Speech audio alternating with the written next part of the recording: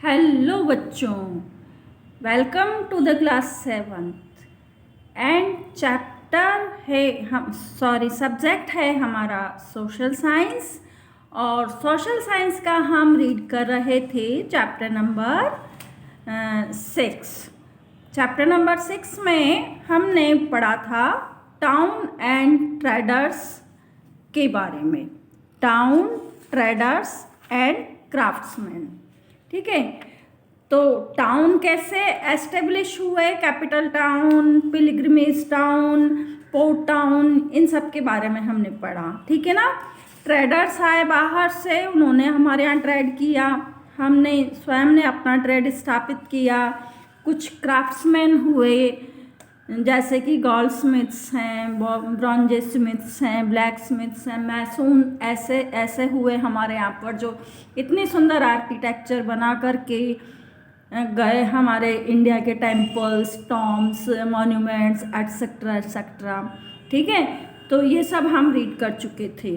ठीक, medieval time की बात कर रहे हैं हम। और आज हम स्टार्ट करने जा रहे हैं इसी चैप्टर में पेज नंबर 40 पे, जो हमारा बचा हुआ पोर्शन था। ओके, तो लेट्स स्टार्ट नाउ। हम पढ़ते हैं केस स्टडी को। ठीक है, केस स्टडी में हम 3 टाउन्स की केस स्टडी पढ़ेंगे जो आपके सिलेबस में है। फर्स्ट है हम्पी, सेकंड है मछलीपट्टनम एंड थर्ड है सूरत। ओके, तो सबसे पहले हम हम्पी के बारे में रीड करते हैं। तो the village of Hampi lay at the centre of the city of Vijayanagar, the capital of the Vijayanagar empire. Harihara and Bukka Raya established the powerful Vijayanagar dynasty in 1336 CE after the Delhi Sultanate lost its control over the South India। अब हम इसमें क्या पढ़ने जा रहे हैं कि जो हम्पी है, विलेज ऑफ हम्पी, हम्पी हमारे कहाँ पर है? हम्पी है हमारे साउथ में। ठीक है, साउथ में, ये आप देख रहे हो ना मैप, तो साउथ में यहाँ पर हम्पी है। विजयनगर जो हमारी यहाँ पर एक बहुत बड़ी एम्पायर हुआ करती थी मेडाइवल टाइम पर, तो वहाँ पर ही ये हम्पी सिचुएटेड है। तो centre of the city of Vijayanagar, ये विजयनगर सिटी का सेंटर था, विलेज हम्पी, और capital of the Vijayanagar empire, और विजयनगर एम्पायर की कैपिटल भी था। तो विजयनगर एम्पायर काफ़ी बड़ा एम्पायर था साउथ में उस समय, जिसको कि एस्टेब्लिश किया था हरिहरा एंड बुक्का राय। इन दोनों ने विजयनगर एम्पायर को एस्टेब्लिश किया था, जो कि बड़ी पावरफुल एम्पायर थी। विजयनगर डिनेस्टी जो थी, बड़ी पावरफुल डिनेस्टी थी। 1336 में जब दिल्ली सल्तनत ने साउथ पर अपना कंट्रोल खो दिया, उस समय ये पावर में आई। ठीक है, foreign travellers like Nicco de Conti of Italy, Italy से फॉरेन ट्रेवलर्स आया जिसका कि नाम था Nicco de Conti. Abdul Razzaq of Persia, Domingo Paes and Gardia da Ota to Portugal, and Athanasius Nikitin of Russia visited Vijayanagar during this period. बहुत सारे travellers आए, बहुत सारे ट्रेडर्स आए। हमारे इंडिया में भी ये सब ट्रेडर्स ही हैं, जो हमारी ब्रिटिश ईस्ट इंडिया कंपनी थी, वो कहाँ से आई थी? ईस्ट से आई थी हमारे इंडिया में। और किस उद्देश्य से आई थी? अपनी कंपनी स्थापित करने के लिए। इसी तरह से डच ईस्ट इंडिया कंपनी आई, पुर्तगीज ईस्ट इंडिया कंपनी आई, ये सब आए और हमारे यहाँ पर काफ़ी ट्रेड किया इन्होंने। और ट्रेड कहाँ से होता था उस समय, मैं आपको कल बता चुकी हूँ, सी रूट से। ठीक है, तो हम आगे चलते हैं। Hampi was an important centre of the cotton and spice trade. Hampi में क्या होता था?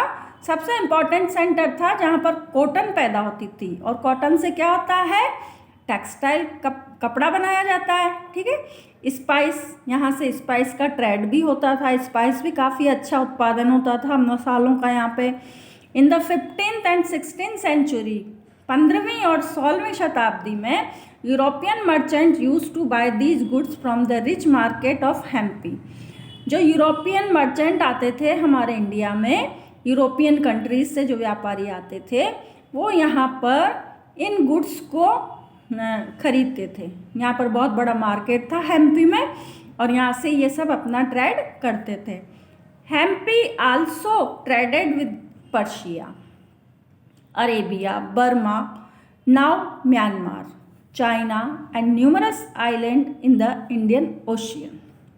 और हेम्पी से ही बहुत सारे ऐसे कंट्री हैं जिसमें पर्शिया, अरेबिया, बर्मा जो कि अभी म्यांमार के नाम से जाना जाता है, चाइना से, और बहुत सारे आइलैंड कंट्रीज से जो कि इंडियन ओशियन में है, वहाँ पर हमारा ट्रेड होता था हेम्पी से। Traders from far away lands visited Hampi from time to buy and sell goods. Traders यहाँ पर आते थे बाहरी देशों से, और यहाँ पर आकर के समय समय पर अपना गुड जो वो लाते थे साथ में, उसको सेल करके जाते थे, और हमारे यहाँ से खरीद करके ले जाते थे, जो हमारे यहाँ पर कॉटन और स्पाइसेस हुआ करती थी उनको, ठीक है। Hampi is also known for its rich heritage, hence it is declared as the world heritage site. It is also famous for the Royal Center, which has the Lotus Mahal, Queen Bath and Elephant Stable.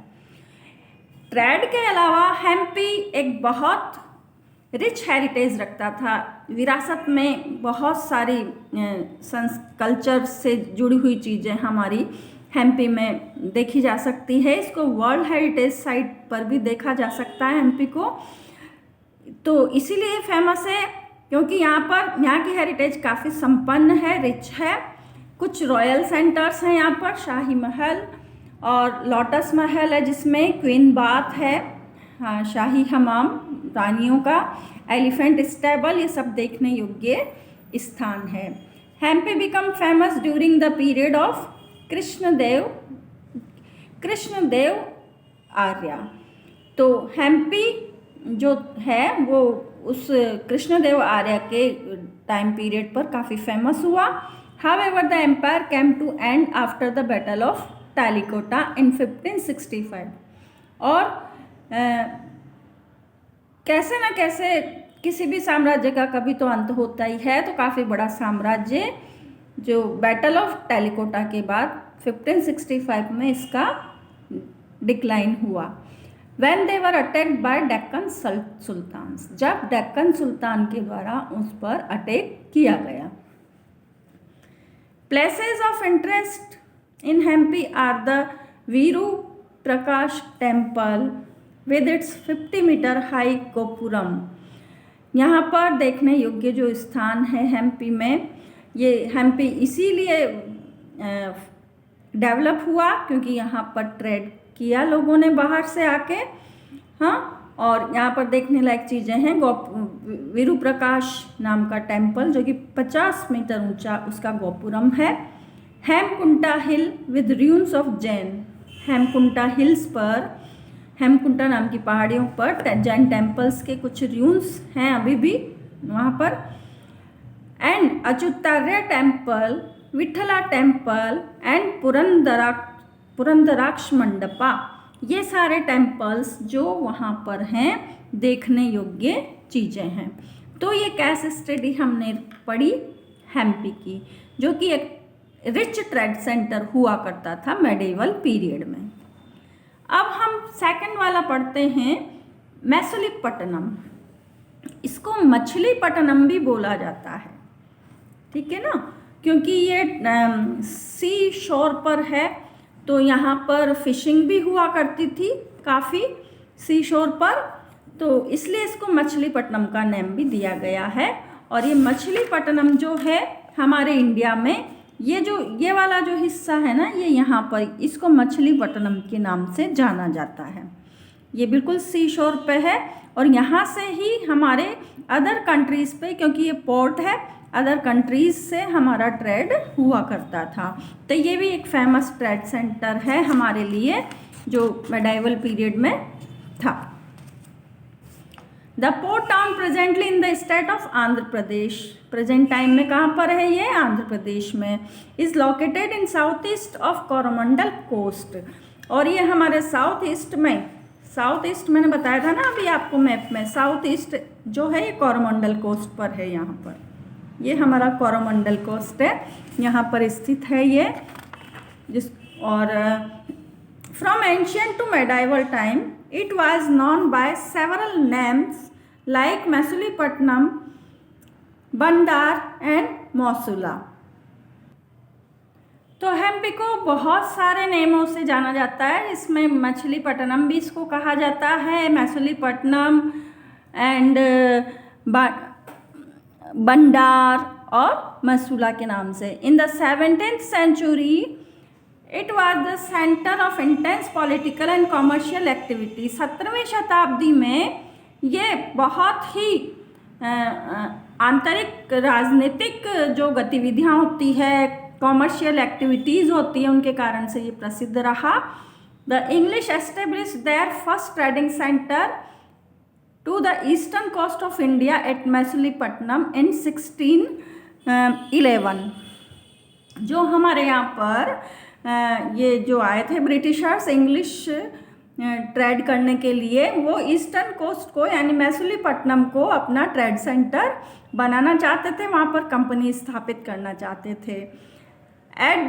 Letter the Dutch and the French also carried और trade from there, और बाद में यहाँ पर Dutch लोग भी आ गए, French east India company भी आ गई, और इन लोगों ने भी यहाँ से अपना ट्रेड करना स्टार्ट किया, और ये भी चाहते थे कि ये यहाँ पर अपना सेंटर स्थापित करें।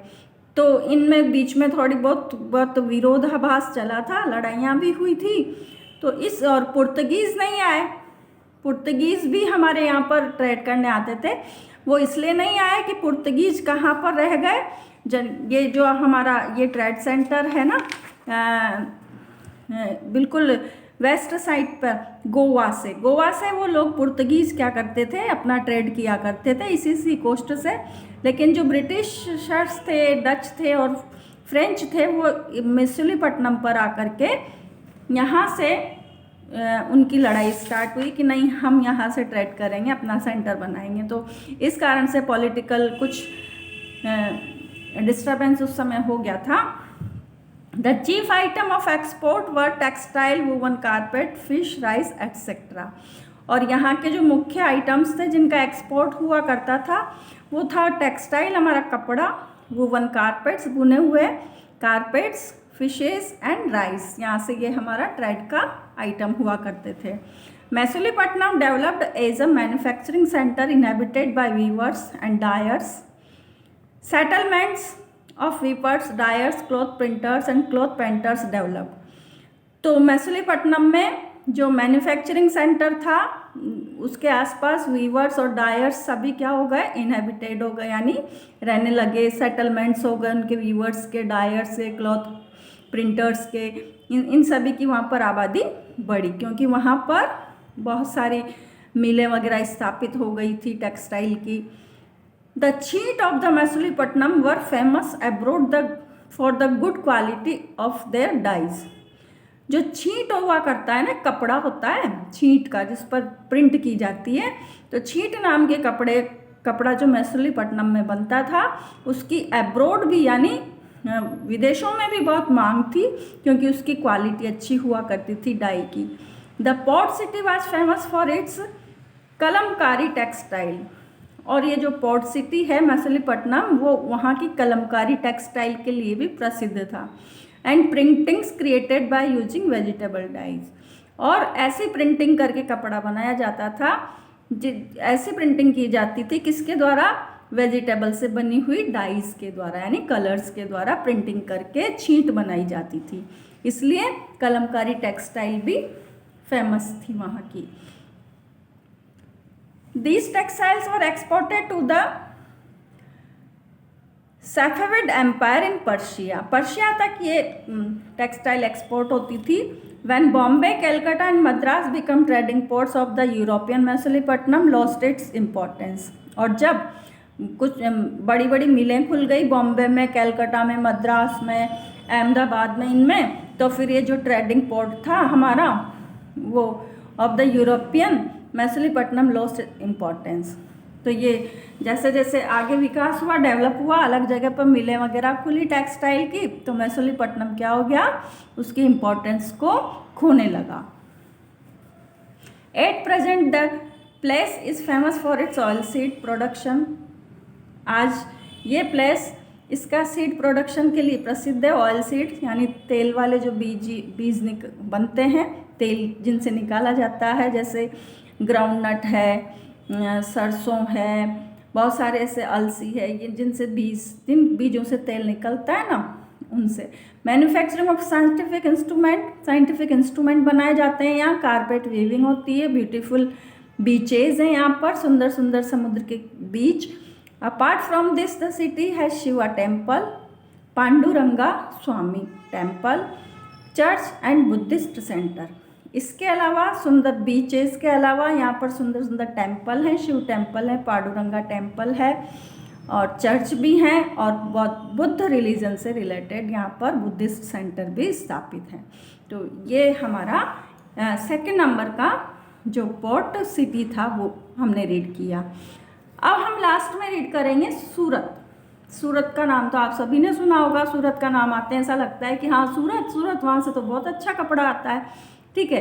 तो सूरत के बारे में भी हम पढ़ लेते हैं। गुजरात, जो कि गुजरात में है, और ये गेटवे ऑफ मक्का कहलाता है। गेटवे ऑफ मक्का भी कहलाता है कि पहले यहाँ से ही, आजकल तो हम मक्का मदीना की यात्रा के लिए एरोप्लेन वगैरह से चले जाते हैं, लेकिन पहले के समय में जब मक्का और मदीना की यात्रा करने जाते थे मोहम्मडियंस, तो सूरत से ही वो शिप्स वगैरह से जाते थे, ठीक है।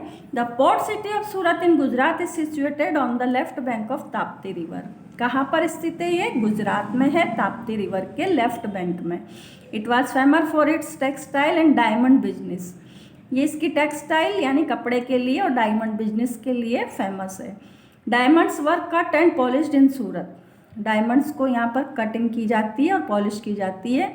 It had prosperous specially during the Mughal rule and had, और ये प्रॉस्परस सिटी है यानी समृद्ध शहर है। मेडाइवल समय से ही मुगल रूल में भी रहा और आज तक भी समृद्ध है। Become a major commercial city of India at the end of 16th century. 16th century के लास्ट तक ये कॉमर्शियल सिटी बन चुका था, यानी जहाँ से हम अपना कॉमर्स करते हैं, यानी आर्थिक रूप से ये बड़ा फेमस सिटी है। It was known as the emporium of western trade, और ये वेस्टर्न ट्रेड का यानी पश्चिमी देशों से ट्रेड का एक एम्पोरियम है, यानी भंडार है। एम्पोरियम किसको कहते हैं? जैसे क्लॉथ एम्पोरियम, फलाना एम्पोरियम, गिफ्ट एम्पोरियम, पढ़ा होगा ना आपने नेम का भी शॉप्स पे। तो एम्पोरियम का मीन्स होता है जहाँ पर बहुत सारा कलेक्शन हो, तो वेस्टर्न ट्रेड का ये एम्पोरियम भी कहलाता है।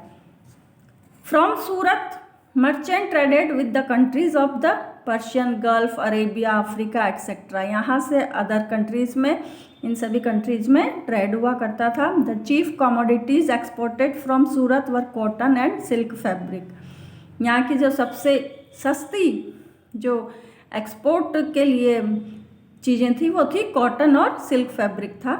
विच वर, जो अभी भी है, which were highly used in south after in the west, जो कि बहुत ज़्यादा मात्रा में साउथ में और वेस्ट में यूज़ किया जाता है। The gold zari work done here called Surat zari.